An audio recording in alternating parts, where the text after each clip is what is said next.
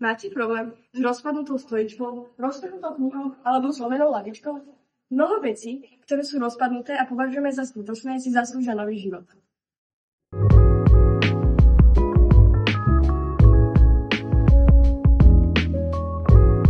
V našom centre znovu použitia opravíme veci, ktoré nefungujú tak, ako predtým. Nemusíte nosiť iba veci, ktoré nefungujú, ale aj veci, ktoré už proste nepoužívate.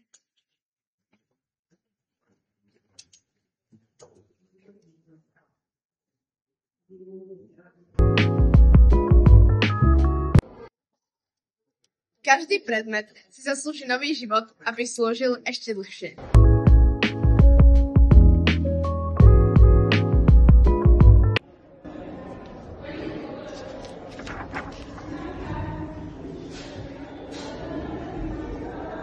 Príďte si zobrať niečo, čo už niekto nepoužíva. Dajte starým veciam novú šancu a zachránte našu planétu.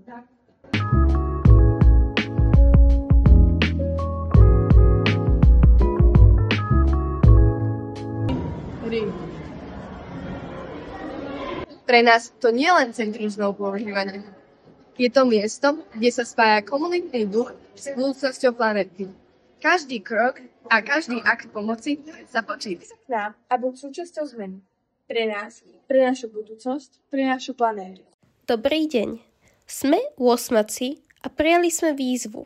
Urobte zmenu s pozitívnym dopadom na školu a komunitu.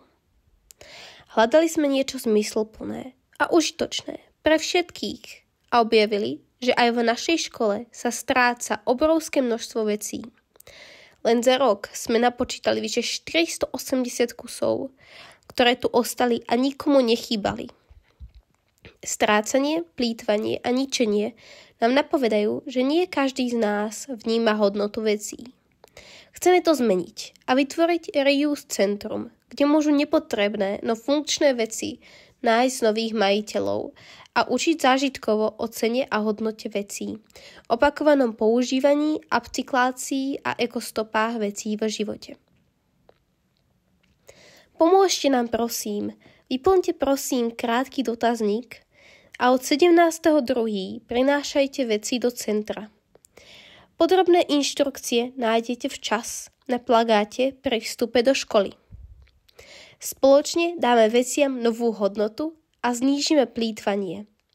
Idete do toho s nami?